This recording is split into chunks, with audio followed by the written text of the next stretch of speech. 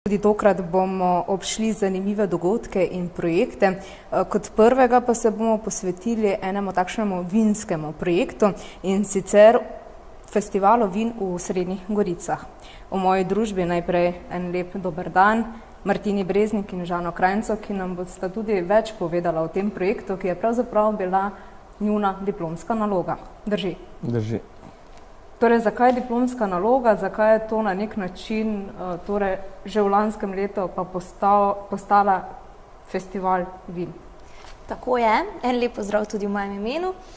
V lanskem letu oziroma pred nekaj časa sem imela naziv in sicer naziv 4. cerkvenjaške vinske kraljice.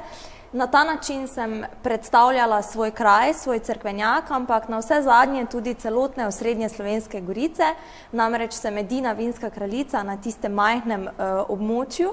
In na ta način se nam je porodila ideja, zakaj ne bi združili vseh vinogradnikov, namreč to so manjši vinogradniki, ki se nimajo možnosti predstavljati na večjih festivalih in pa sejmih. In prav zaradi tega smo midva ta festival tudi predstavila najprej najini mentorici, kasneje pa tudi predsednikom društev, ki so nama pomagali. Torej je vajina diplomska naloga postala en takšen dober primer dobre prakse. Tako je. Najprej je bilo vse skupaj na papirju, potem pa sem videla, da načeloma je vse pripravljeno, že da je dejansko treba to samo izvesti, pa smo začeli. Torej lani 4. novembra je potekal tudi osrednji dogodek. Kako je bilo? Dogodek je bil odličen, festival je odlično potekal, cel večer je prihajalo veliko gostov, veliko je bilo tudi mladih, za kar smo bili izjemno veseli. Veseli pa smo tudi v bistvu vseh vinogradnikov, ki so pomagali. Bilo jih je 18, izmed njih pa tudi veliko mladih, kar je pa zelo dobro za razvoj vinogradništva pri nas v Sloveniji. Dejala sta 18 vinogradnikov.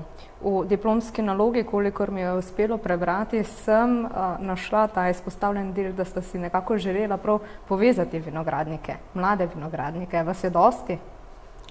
Mladih vinogradnikov je kar nekaj, oziroma aktivnih mladih vinogradnikov.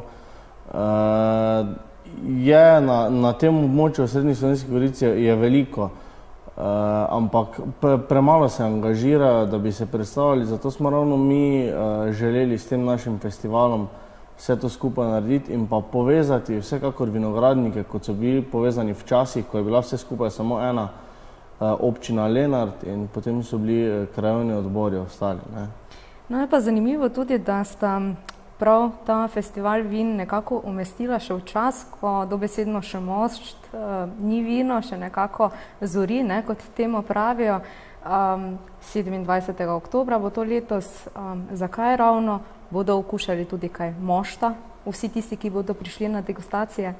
Načeloma mi vinogradnike ne omejujemo, s čim se na našem festivalu predstavljajo. Veliko jih bo prineslo s seboj tako imenovano staro vino in pa nekaj jih bo se predstavljalo tudi z moštom. Ne omejujemo pa nikogar, tako da se lahko predstavi kdo kakorkoli želi. Torej, 27. oktober, festival vin, kaj lahko pričakujemo? Zakaj priti in poskusiti toliko zvrst vin?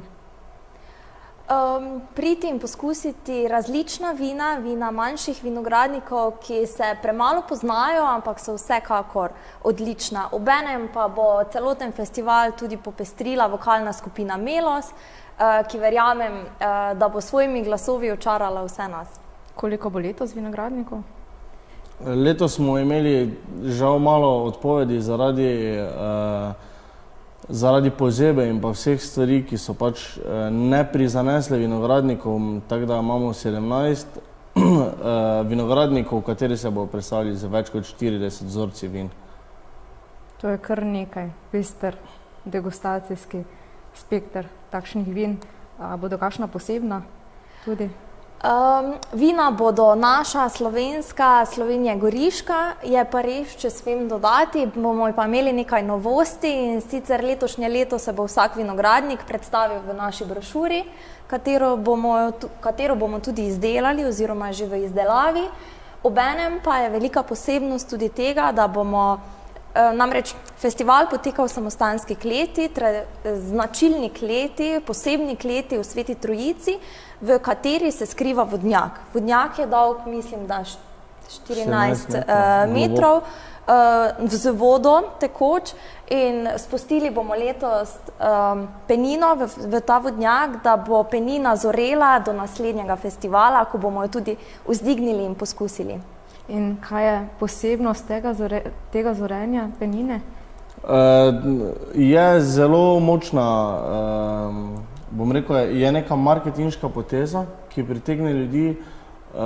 Vsekakor pa ni enako, ali zori vino na globini 14 metrov ob vplivu vode, vseh tal, konstantne temperature, teme, kot pa je enako zorenje penin nekje na polici ali pa nekje na stojalu. Tako da bomo pa videli in poskusili, kaj nam pa to okolje prizanese. Kdaj boste pričeli?